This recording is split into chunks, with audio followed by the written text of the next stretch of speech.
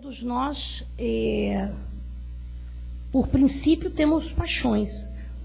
E elas não são ruins, elas fazem parte de nós. Nós temos a paixão de Cristo. O que é a paixão de Cristo? É a paixão que ele tinha em tornar a humanidade mais humana, em fazer as pessoas se amarem. Então, quando a gente bota paixão em alguma coisa que a gente faz, a gente coloca amor. E esse amor, ele é vibrante, né? Ele é muito intenso. A gente não consegue perder esse ritmo. Mas existem várias formas de paixões. Então, pode passar para mim? Bem, é o Livro dos Espíritos, tá? O curso é segundas-feiras, de 7 às 8 horas da noite. Questão 907. O princípio das paixões, sendo natural, é mal em si mesmo? O princípio das paixões é natural, é da nossa natureza. Mas ele é mal por si mesmo? Não, ele não é mal por si mesmo. A paixão está no excesso acrescentado à vontade, já que o princípio foi dado ao homem para o bem. E as paixões podem levá-lo a realizar grandes coisas. É no abuso que está a causa do mal. Tá? Então são aquelas paixões que ferem ao nosso próximo, que ferem a nós. Não precisamos nem citar, porque são centenas delas.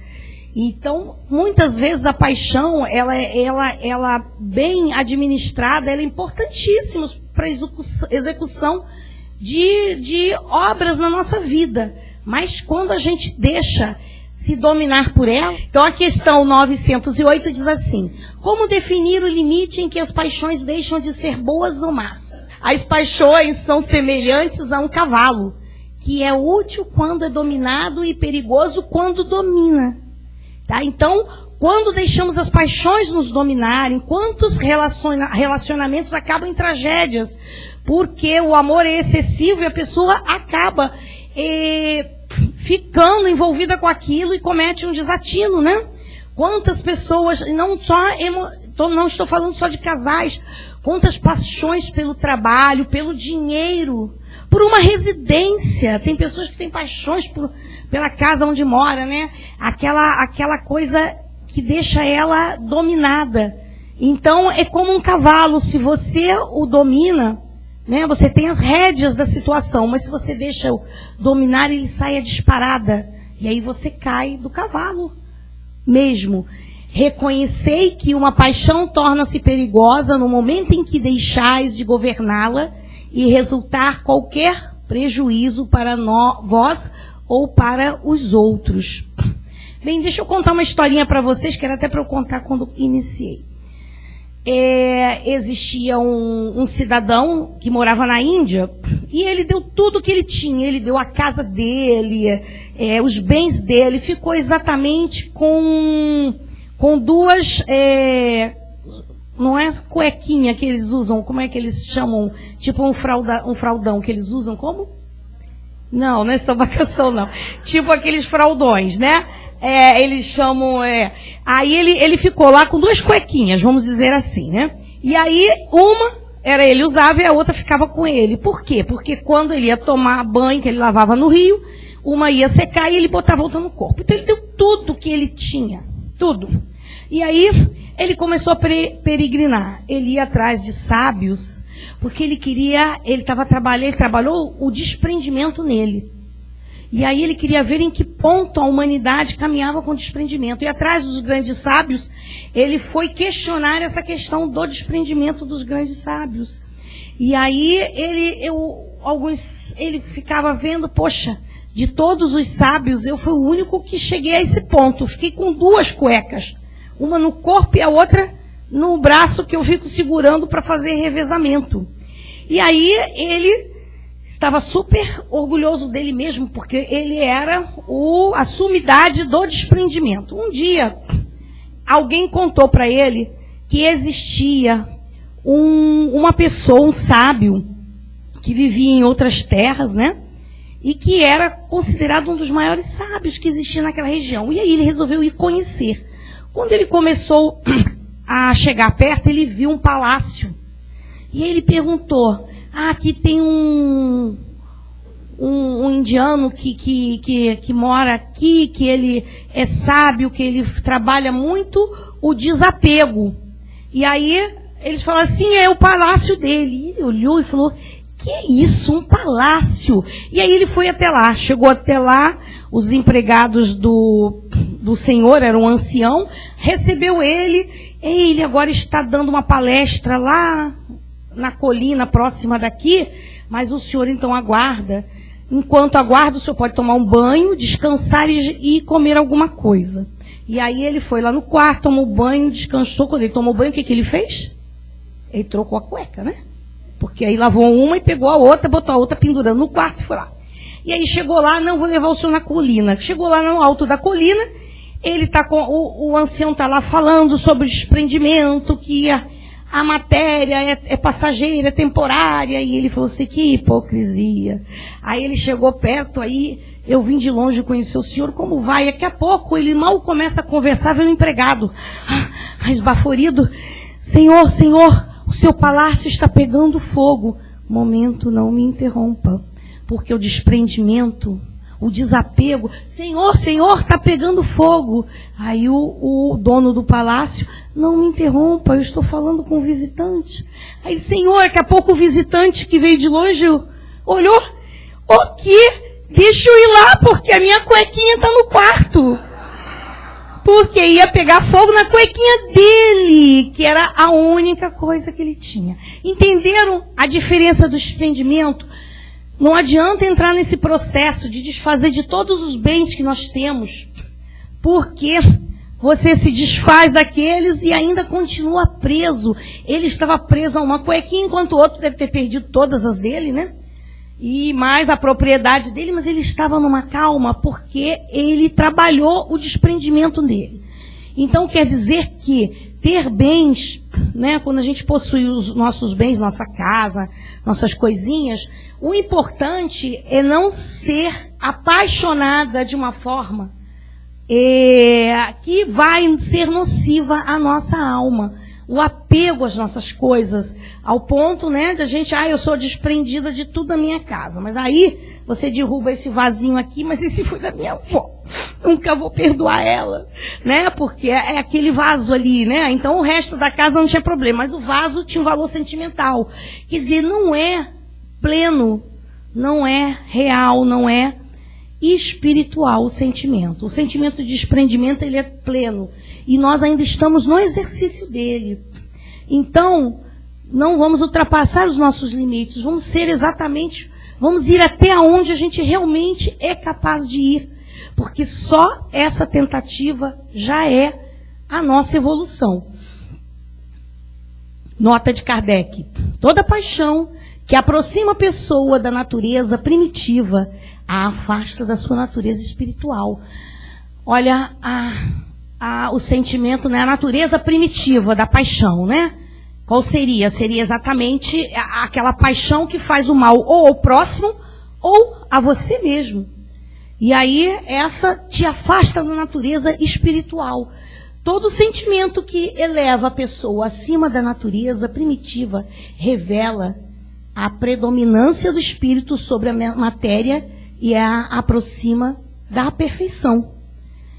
Então, é esse o nosso trabalo de evolução. E ele é um processo lento, não vai ser da noite para o dia. Não existe o interruptor do liga e desliga. São diversas as virtudes que estamos galgando e algumas ou muitas que conquistamos, só Deus sabe. E cada uma delas é extremamente importante. Toda e qualquer virtude é importante. Então as que já conquistamos também são muito, muito importantes em nosso ser. Questão 909.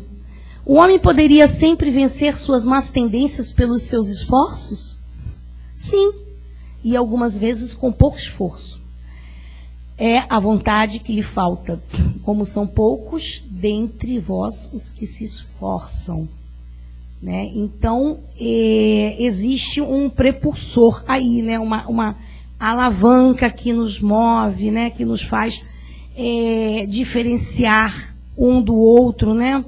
E a gente tem um cidadão que faz mal às pessoas e um outro que faz bem às pessoas.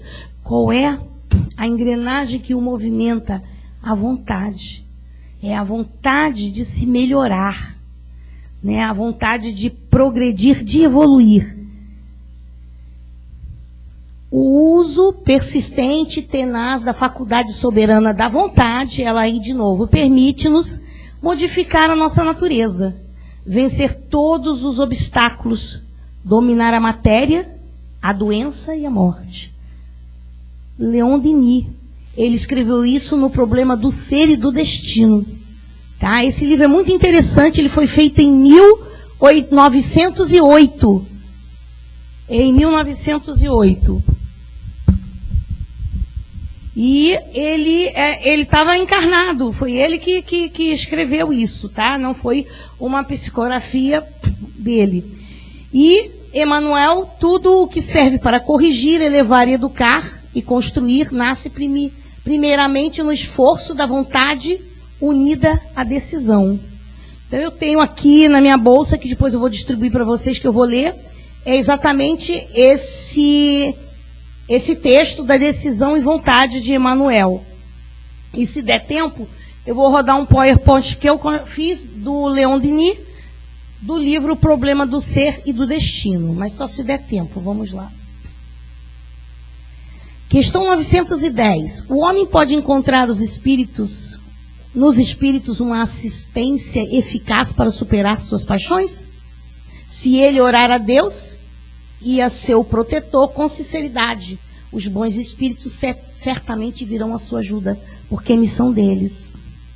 Quer dizer, se você quer ter eficácia nas suas paixões, quer dizer, êxito nelas, primeira coisa é que elas têm que ser para o bem. Elas têm que ser do bem, os objetivos do bem, e não uma coisa nociva a você mesmo ou ao seu próximo, ou ao meio ambiente, ou à natureza, né? Então, esse é o primeiro critério. O segundo é fazer uma conexão. Primeiro, que nós todos estamos conectados, senão a CEIP não existiria, né? Essa conexão que nos liga, porque eu gosto muito de dizer que se a Terra é o planeta, o planeta Terra é a escola, Paquetá é um internato. Porque aqui nós estamos cercados pela água. Se você se indispõe com alguém, se você não simpatiza com alguém, você vai ver ela quase todo dia. Na farmácia, no Carecas, na barca, o tempo inteiro. Então, ou você fica com aquela indisposição, e atenção, isso faz mal à saúde, hein? Ou você cede e perdoa.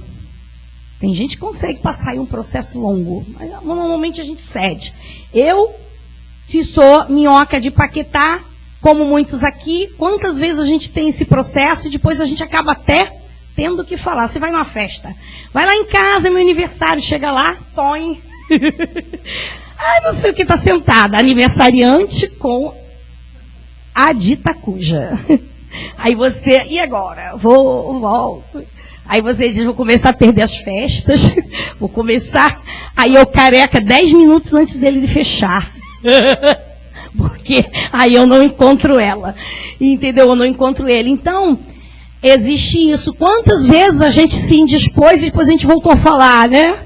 Eu, experiência própria, já teve várias pessoas que eu briguei, me zanguei, se zangaram comigo, e depois estamos de novo encontrando, sorrindo, comendo bolo juntos, fazendo isso, porque o internato de Paquetá, que é a nossa escola, não é por acaso. Ninguém está em Paquetá por um acaso, tá? Nessa escola, internato. Por quê? Porque a água nos ilha. Ninguém pode dar um pulo no Guanabara porque entrou no mercado e viu alguém. Ninguém pode ir na farmácia Granado porque entrou aqui na do Fernando e tinha alguém que acabou de estar contratado e está no balcão para te vender o Sonrisal. Não dá. Entendeu? Nós temos que conviver com as pessoas. Então, essa conexão é muito ativa em Paquetá.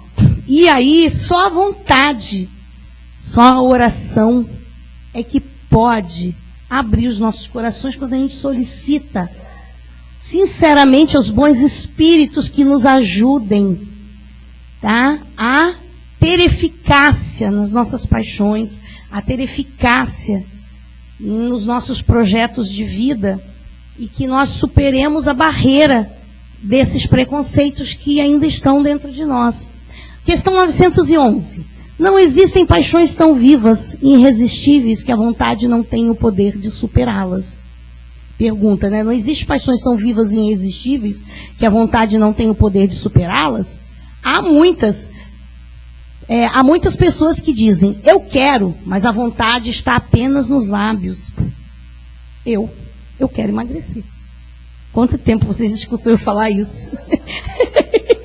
Eu quero emagrecer. Segunda-feira eu começo, porque com o bolo que tem ali não dá, né? Então, segunda-feira eu começo a minha dieta. Entendeu? O que falta em mim? A vontade com, né? É uma dupla, né? Com a minha ação sobre a minha vontade, né? Querem, mas estão bem satisfeitos que assim não sejam. Que aí eu posso continuar comendo. Então, é uma questão de se conscientizar, né? Com várias coisas. Então, é uma reflexão profunda que temos que fazer sempre em nós mesmos. Que é o direcionar a nossa vontade de uma forma equilibrada, correta. E eu estou dando o exemplo da comida. A gente pode ser milhões de coisas, dinheiro, ciúmes, outras coisas, mas vamos voltar à comida. É uma paixão.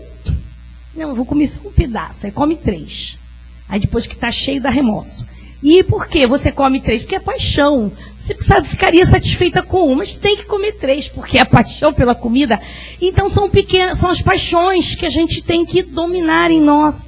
O equilíbrio, porque essas sim são nocivas, podem vir a fazer mal à saúde. E tem as paixões que são positivas, né? Por exemplo, a paixão que o grupo teve em abrir uma casa espírita fez com que a casa espírita abrisse. E hoje estamos nela, completando 2 anos. Foi a paixão. Se não fosse ela, fosse só um sentimento, não houve uma paixão. Uma paixão em construir, em se manter através das dificuldades. E cá estamos e chegamos todos nós aqui. Quando o homem não acredita poder vencer suas paixões, é que seu espírito se satisfaz nisso por consequência de sua inferioridade. Então, muitas paixões não conseguimos sair delas, porque na verdade elas alimentam um lado imperfeito nosso. Entendeu? Várias coisas, hábitos e que não conseguimos ainda ter uma disciplina nele, né? Como Emmanuel falava para Chico, disciplina, disciplina e disciplina. Aquele que procura reprimi-las compreende sua natureza espiritual. Vencê-las é para ele uma vitória do espírito sobre a matéria. Questão 893. Qual a mais meritória de todas as virtudes?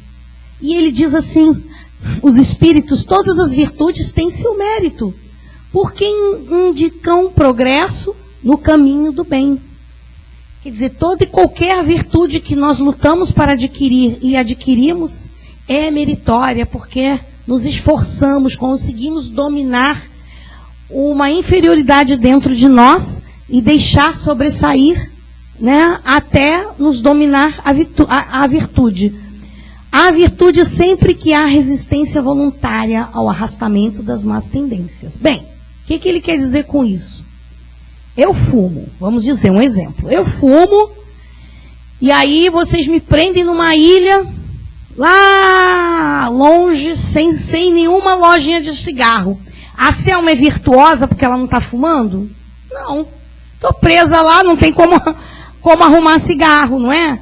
Agora, eu estou aqui, tem os bares todos vendendo cigarro e aí eu não compro cigarro. Aí sim, eu passo, olho o cigarro, vontade, mas eu não vou fumar, né? E outras coisas mais. Então, ele diz que sempre que há resistência voluntária A resistência tem que ser voluntária. Eu adoro mentir, então eu vou resistir, eu vou falar a verdade. Agora, toda vez que eu mentir, minha mãe me dá um cascudo, e aí eu tenho medo dos cascudos, aí eu não estou resistindo voluntariamente. Eu estou resistindo involuntariamente, com medo, entendeu? Mas a primeira oportunidade que eu tiver, eu volto a mentir. Eu volto a fazer alguma coisa errada. Então, essa virtude, essa vontade que nasce em nós, ela tem que ter essa resistência, ela tem que ser voluntária, quer dizer, essa resistência ao mal, às coisas que nos prejudicam. Não só a matéria, como nos prejudicam a evolução, moralmente. Mas a sublimidade da virtude é o sacrifício do interesse pessoal, pelo bem de seu próximo, sem segundas intenções. O que é isso? Quando a gente sacrifica o interesse pessoal, a gente abre mão do egoísmo, que é um grande causador das nossas chagas, dos nossos maus comportamentos. É o nosso egoísmo. Então, quando você abre mão desse interesse pessoal, aí sim, você está exercitando, você já está aprendendo, né? A mais merecedora das virtudes nasce da mais desinteressada caridade. Aquela questão que sempre se diz aqui nessa casa, os palestrantes sempre batem naquela tecla. Ajudar, e não importa quem, né? E aí a gente ajuda os amigos, ajuda os colegas, ajuda as pessoas, e aí não recebe aquela retribuição, e isso nos incomoda, porque o nosso orgulho, que se sente ofendido, atingido.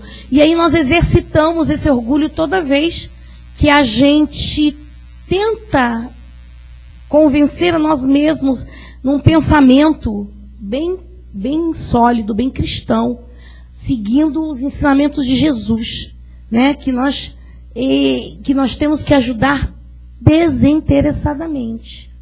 Tá? Desinteressadamente é a forma de fazê-lo. Mas olha só, a gente está num processo, tá? E todo processo, né, tem os seus deslizes, a gente ensaia, treina, acerta, erra, e assim a gente vai, tá? Até que um dia, nas nossas sucessivas reencarnações, a gente vai se encaixar direitinho no processo. E aí a gente vai sentir o deslumbre de comungar com o Criador. Quantos negam Jesus pelos seus atos diários? Né? Fala em Jesus o tempo inteiro, né? Mas nega pelos seus atos. Não tem paciência com os parentes em casa, ou realmente faz uma vingancinha pequenininha, né? Não, também não vou emprestar, porque ela outro dia não me emprestou, então também não vou emprestar, né? Então são pequenas coisinhas que a gente faz. E aí a gente nega Jesus, por quê? Porque Jesus é o ensinamento. É o ensinamento do amor, é o ensinamento do Evangelho. E dentro dele está a cartilha que nos ensina a viver corretamente. Não basta aceitá-lo apenas de lábios, quando o coração está repleto de iniquidades. Questão 895. Além dos defeitos e vícios sobre os quais ninguém se enganaria, qual o sinal mais característico da imperfeição? O interesse pessoal. De novo, o egoísmo. Exatamente, de novo o egoísmo. O interesse pessoal. O verdadeiro desinteresse é coisa tão rara na Terra que é admirado como um fenômeno quando se apresenta. Ah, não acredito. Ele não fez isso à toa com você. Tem alguma coisa por trás. Não é possível. Não, ele é bonzinho. Quem é bonzinho? A gente não entende, as pessoas questionam, elas não acreditam. Quantas pessoas tomam posicionamentos realmente de coração e eles são questionados ou admirados, que é o que ele está dizendo aqui. Que também verdadeiro desinteresse é coisa tão rara na Terra que é admirado como um fenômeno quando se apresenta. Poxa vida, né? Nós temos aqui o nosso querido Eli, que nos causa grande admiração, não é verdade? No caso dele, que já temos consciência de que aquilo tudo vem de dentro do coração dele, o que nós fazemos? Não somos iguais a ele, não conseguimos ainda ser igual a ele, mas nós o admiramos muito, por ele ser como ele é. Então, se nós o admiramos, é porque nós já temos o discernimento de observar uma pessoa boa e saber que é assim que tínhamos que ser, né? É assim que temos que ser. Por exemplo, eu vejo ele abraçar um morador de rua e é aquele abraço caloroso, né? Então, eu ainda não estou abraçando um morador de rua com o calor que ele abraça. Então, eu não abraço, porque ou eu me entrego plenamente ou eu fico observando para saber no que eu tenho que me tornar. Eu tenho que me tornar uma pessoa sem preconceito, 100% fraterna, ao ponto de pegar um morador de rua, que não toma banho há muito tempo, e abraçar ele e sentir carinho por ele. Isso é importante. Mas eu tenho discernimento, e todos nós temos discernimento para ver e apreciar o gesto dele. Então, isso é porque já crescemos. Porque aquele que nem enxerga esse gesto é que ainda não compreende qual o caminho que temos que seguir. O apego às coisas materiais é um sinal notório de inferioridade, porque quanto mais o homem se prende aos bens deste mundo, menos compreende sua destinação. É porque quanto mais a gente foca na matéria, a gente não tem tempo para focar no espírito. Pelo desinteresse, ao contrário, prova que vê o futuro sob um ponto de vista mais elevado. Então é aquele do tanto faz. Você queria aquela coisa, mas não deu, você também não vai para casa desesperada, né? Adolescente que tem isso. Meu Deus, era o vestido da minha vida.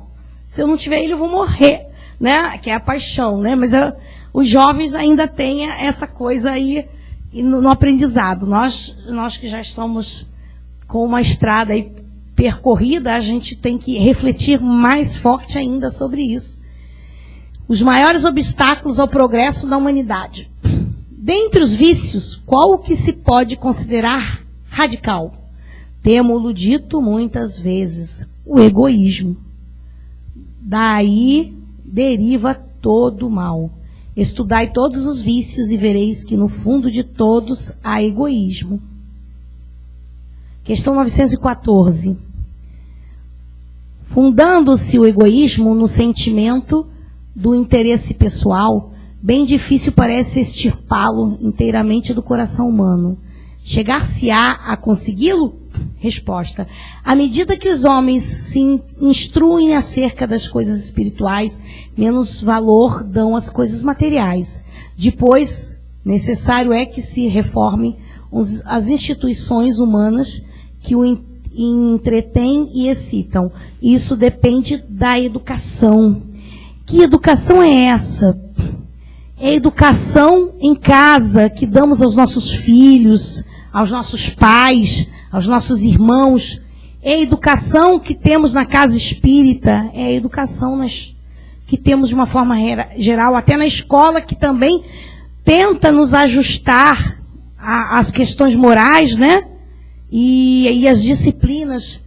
Então, essa é muito importante, que possamos nos ajustar a essa educação que é a que dependemos para poder ter uma compreensão. Quanto mais compreensão temos, mais a gente vai interiorizando o conhece-te a ti mesmo, né? Que é o fundamental, porque nós não somos, nós estamos. Qual o meio de destruir-se o egoísmo? De todas as imperfeições humanas, o egoísmo é o mais difícil de desenraizar-se, porque deriva da influência da matéria, influência do que o homem ainda muito próximo de sua origem. Primeiro apego da nossa vida é o corpo material. Ninguém reencarna sem um corpo físico. Então já começa o nosso primeiro apego. E esse apego é importante. Porque, na verdade, a gente está falando de apego, mas é importante esse apego, porque ele nos mantém vivos nesse planeta para que possamos cumprir o que viemos cumprir aqui, o que planejamos na erraticidade, e voltamos numa chance que a fila é grande. E aí a gente entrou naquela fila, puxou o número da nossa senha, nós reencarnamos, e essa oportunidade. Então, esse é o primeiro apego, é a matéria, ao corpo nosso mesmo. E ele é importante, porque se você não tem apego, muitas vezes você nem nasce. Você não quer um corpo físico, você precisa ter um corpo físico. Então já vem com esse sentimento de apego. E aí, a gente esquece que a gente só tem que se apegar a ele. Eu só tenho que me manter viva e saudável. Não. Aí eu começo a me apegar. Eu me apego ao meu ursinho, me apego à minha mamadeira, aí vou crescendo, aos brinquedos da escola, depois eu me apego ao meu namorado, fico enciumada, porque ele é só meu e de mais ninguém. E aí a gente começa a ampliar esse apego. E aí é que nós começamos a nos desviar. Porque, na verdade, é uma questão de equilíbrio, né? Então, mas a gente vem já com uma noção de apego, porque nós não somos, nós estamos, eu não sou Selma, eu estou Selma. Mas para que eu me mantenha Selma nessa existência, eu preciso me apegar à minha matéria. Eu tenho que cuidar dela, gostar do meu corpo físico, para quando eu me aborrecer alguma coisa, eu não querer me livrar de mim mesma. Isso é muito importante. Mas depois a gente acaba sendo dominada pelos outros apegos que nos desviam da nossa espiritualidade. O egoísmo se enfraquecerá à proporção que a vida moral for predominando sobre a vida material. Quer dizer, conforme a gente vai estudando, aprendendo, se evangelizando, nós vamos começando a ser mais espirituais. A gente tem os cursos na casa, a gente vai fazendo os cursos da casa. A cada dia, quem está frequentando os cursos, a cada dia a gente tem uma descoberta, um questionamento. E como os cursos são diários, não dá tempo de esquecer, porque segunda-feira está aí. Então vocês só têm de folga sexta e domingo. E segunda, porque temos que ser lembrados diariamente. Quem não pode vir nos cursos, leia, ouça a Rádio Rio de Janeiro. Leve um livrinho, tablet, celular, jogue uma página da doutrina espírita, de um dos 5 livros do Pentateuco, de Emmanuel, de André Luiz. Leiam, porque precisam do pão do Espírito diariamente. Que nós que estamos aqui estudando na casa diariamente, ainda vacilamos. Imagina quando não estamos conectados diariamente, tá? Com esse aprendizado moral, que tem que ficar todo dia nos alertando. Olha, não faz desse jeito, não faz daquele jeito. Que a vida continua, lei de causa e efeito, ação e reação. Quando, bem compreendido, se houver identificado com os costumes e as crenças, o Espiritismo transformará os hábitos, os usos e as relações sociais. Depois que tiver dentro de nós, na alma, nós mudaremos os nossos hábitos, usos e relações sociais.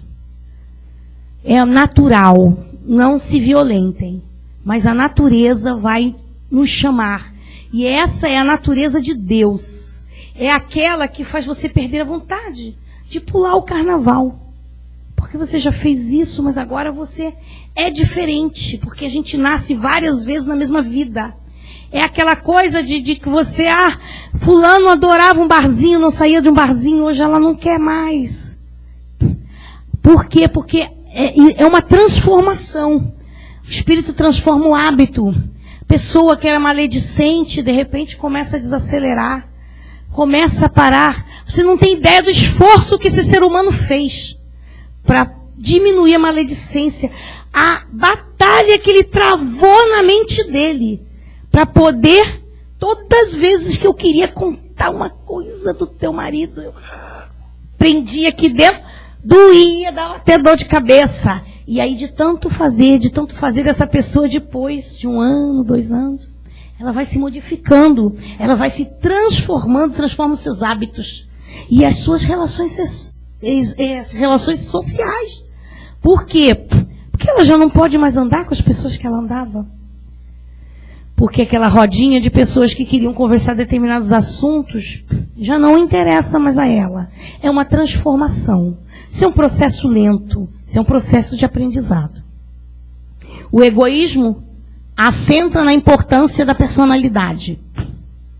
Ora, o espiritismo bem compreendido, repito, mostra as coisas de tão alto que o sentimento da personalidade desaparece.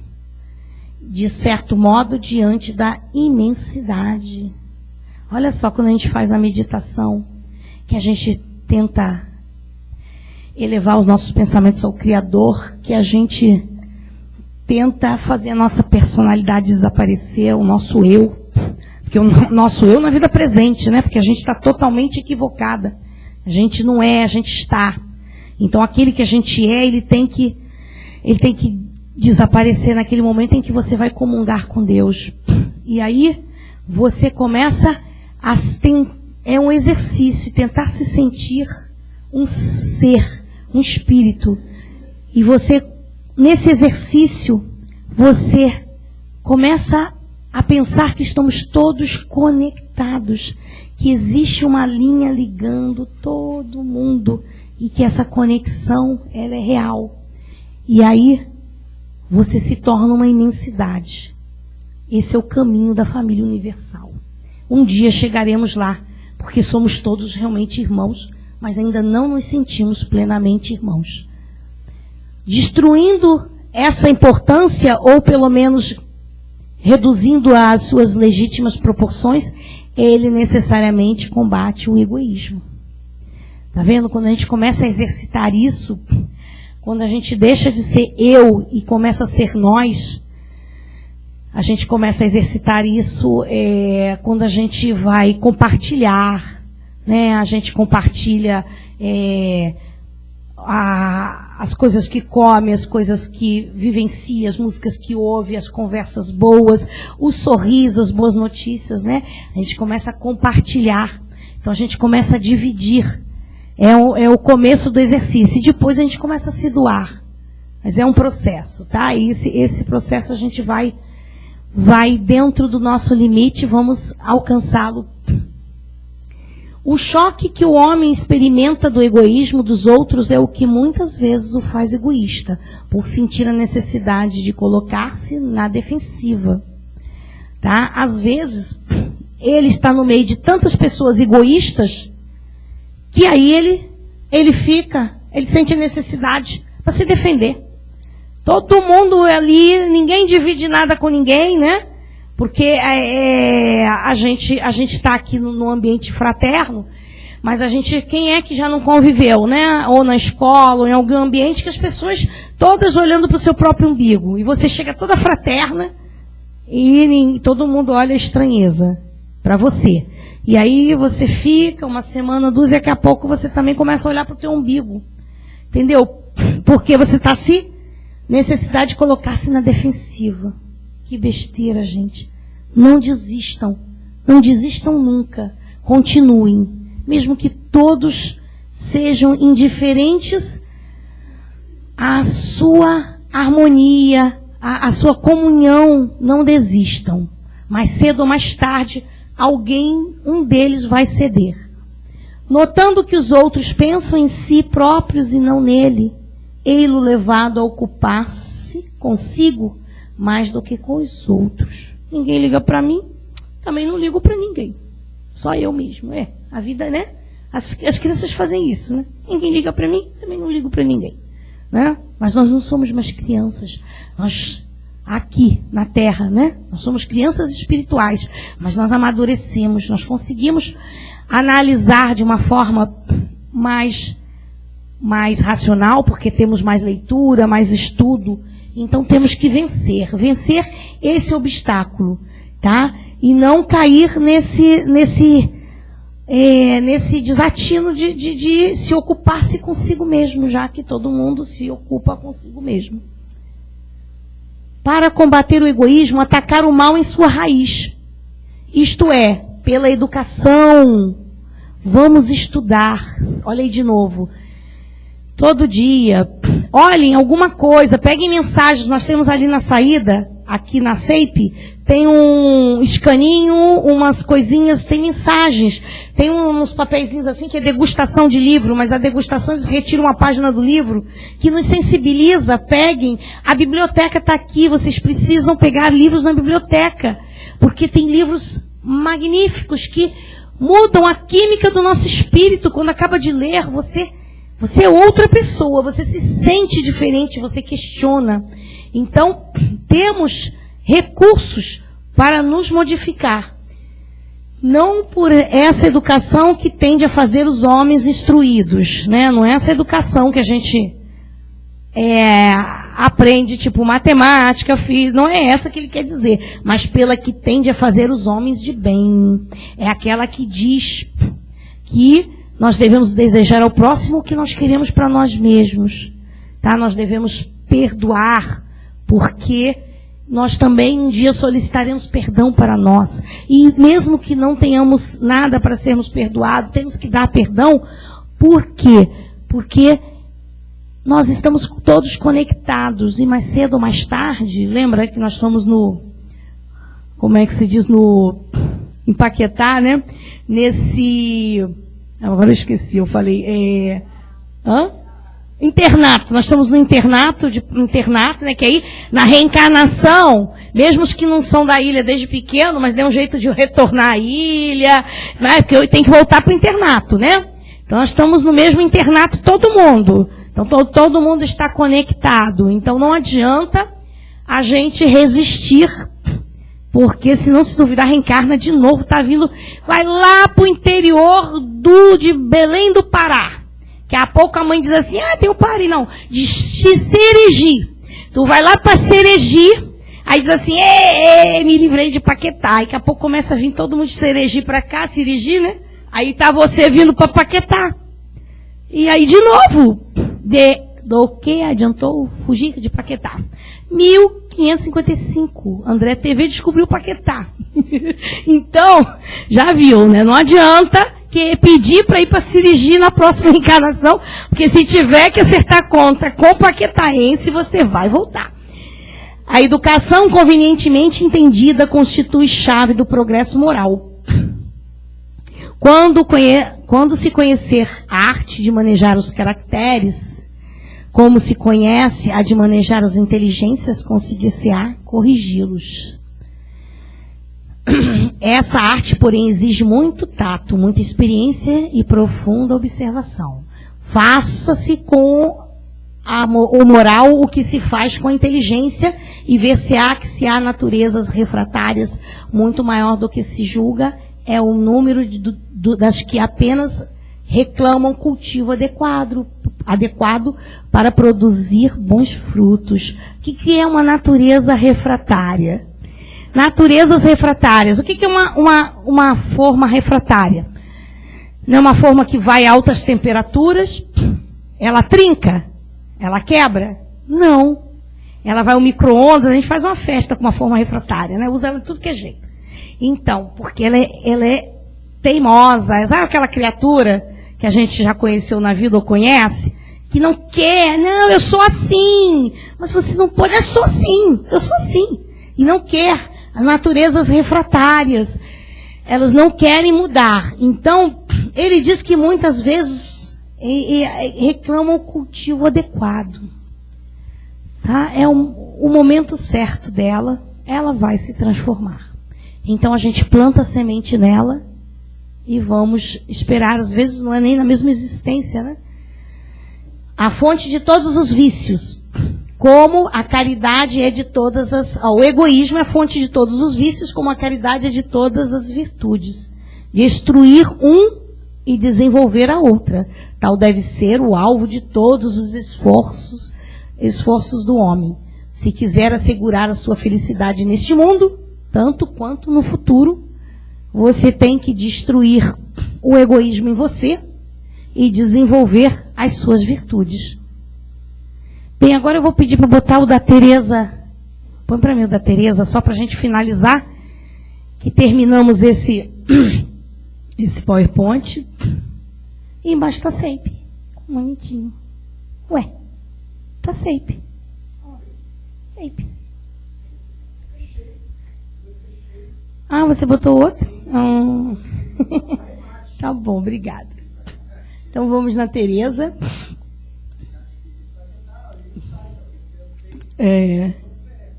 Maravilha. Ricardo é demais. Vamos ver, cadê a pastinha nossa? Tá aí.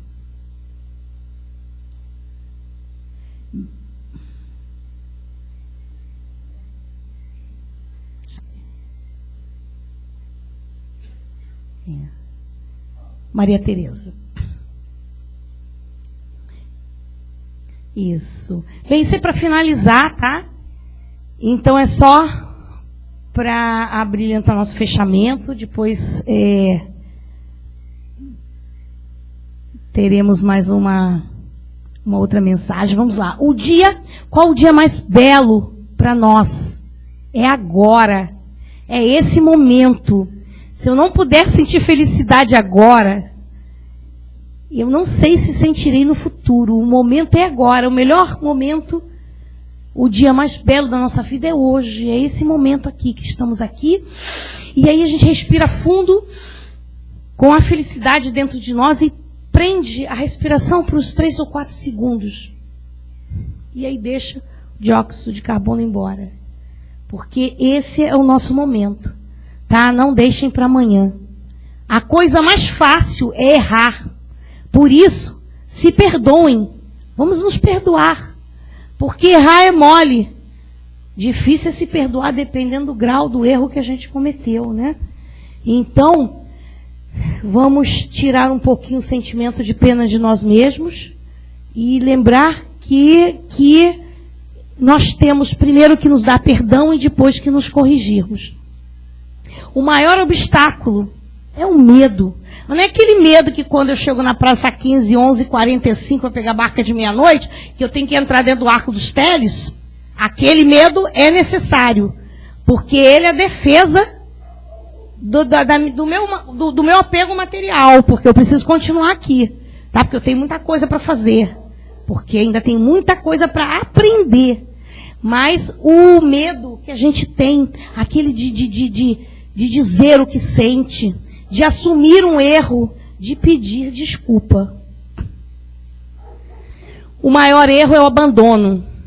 É o abandono de um projeto, o abandono de um objetivo, o abandono de alguém que se quer bem, mas que não tem mais paciência, ou o abandono de pessoas que você não quer.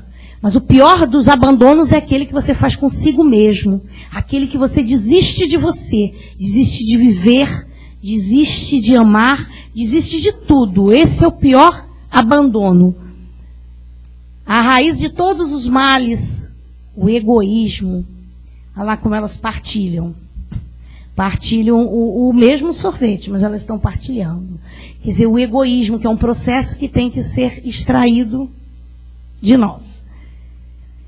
A distração mais bela, o trabalho. Quando a gente está ocioso demais, porque olha só, não vem com esse papo que você medita 4 horas por dia, que a gente sabe que ocidental está ensaiando ainda. Então a nossa mente é assim, está lavando louça, caramba, aquele fulano fez 10 anos atrás, não sei o que, fez isso, a gente vai pensando. Ou então pensa nos problemas, pensa não sei o que. A nossa mente é um turbilhão de pensamentos.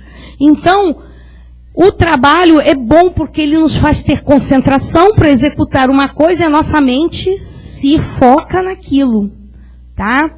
Porque a gente até hoje em dia exercita bastante a nossa meditação, mas ainda estamos no nosso princípio. A vida é atribulada e nós temos que trabalhar. Não importa que forma, uma dona de casa também trabalha muito, né? Mas o importante é que o trabalho nos ocupa a mente. A pior derrota é o desânimo. Ó vida, ó dor. Lembra desse desenho? Pois é. E não vai dar certo isso, né? O desânimo. É o pior, porque você já está se entregando. Os melhores professores são as crianças. Tia Melma, você está esperando um bebê? Aí eu minto ou falo a verdade? Porque eles dizem realmente o que eles sentem. Eles são honestos, eles são sinceros, eles são francos. Ana Clara também, andou batizando aí as gordinhas de grávida, tá? Cuidado, Ana Clara, né? Ô, Clara. O Ismael que eu diga. A primeira necessidade, comunicar-se. Comunicar-se é importante. Não vamos viver no ostracismo, não vamos nos ilhar. Já estamos ilhados, tá? Mas aí estamos ilhados no nosso internato. Atenção, aqui é uma escola. E Deus matriculou gente à beça aqui. Então a gente tem que se comunicar. O que mais lhe faz feliz? Ser útil aos outros. A gente não tem que se preocupar com o que as pessoas dizem, que às vezes a gente é útil aos outros e a pessoa fica assim, meu Deus, para com isso, você também, deixa aí. As pessoas criticam a gente quando a gente está, mas façam o que vocês realmente sentem a necessidade. Muitas vezes a gente tem uma necessidade na existência de ter subserviência, de servir alguém. Deus sabe a razão. Nós aqui não sabemos, né? O porquê. O maior mistério é a partida, né? Mas para os espíritas. Não é, porque alguns itens aqui foi Madre Teresa de Calcutá, que depois vocês vão ver a mensagem dela, então eles fizeram. Mas para nós espíritas, o maior mistério, eu diria que não é mais para nós. É sim uma experiência que nos gera expectativa, porque o véu do esquecimento nos passou um delete temporário, né? Jogou lá numa caixa de arquivo e a gente não lembra muito bem como foram as trocentas reencarnações nossas, mas que tivemos. E a gente hoje já não tem muito temor e já não é um mistério como era. Doutrina Espírita, o Consolador prometido por Jesus Cristo há mais de 2000 anos atrás, nos trouxe a revelação desse item aí. O pior defeito, o mau humor. Meu Deus, esse é cruel, né? Um dia acorda feliz, outro dia zangado, né? E como manter um padrão? Como é difícil manter um padrão? Como é difícil. Nós que vivemos isso, não que vivemos com alguém que faz isso, mas que vivemos isso em nós, é muito difícil todo dia acordar. Bom dia! Como uma apresentadora de televisão, né? Ah lá, como é o nome dela, aquela lourinha? Não, Ana Maria não, aquela novinha. Ela diz... Eliana, bom dia! Gente, quem consegue fazer isso todo dia? Mas temos que exercitar, temos que... E não é? Exatamente. E a pessoa mais perigosa, a mentira. A mentira é a pessoa mais perigosa, tá? Olha o dedinho, lembra? Amor, você me ama? Amo. Você me trai? Não. Ao dedinho, entendeu? Então, o dedinho é a mentira, né? Então, a mentira é muito perigosa, mas ela é perigosa no valor que ela tem lá para frente, porque ela traz sempre consequências, né? O pior sentimento, o rancor. Esse é o pior sentimento. E muitas vezes a gente é impulsionado e provocado a ele. O presente mais belo é o perdão. E é um presente caro. Para muitos de nós é muito, muito caro dar esse presente. Receber, não. Às vezes também é, né? Depende do seu grau de orgulho. Perdão. Vou pensar, né? Vou pensar. Vou estudar o seu caso. Na próxima reunião eu te dou a resposta. Entendeu? E tem outros que vão pedir o perdão. E aí dá aquele nó na garganta. E aí você tem que pedir um perdão. É um passo profundo. É um passo que vem do quê? O que nós estudamos no anterior? Uma palavra-chave que impulsiona a gente é a vontade. É a vontade que faz a gente pedir perdão. É a vontade que faz a gente aceitar o perdão. O mais imprescindível, o lar. Não precisa ser da mamãe com o papai, pode ser da titia, da vovó. O lar de um amigo que atende você fraternamente.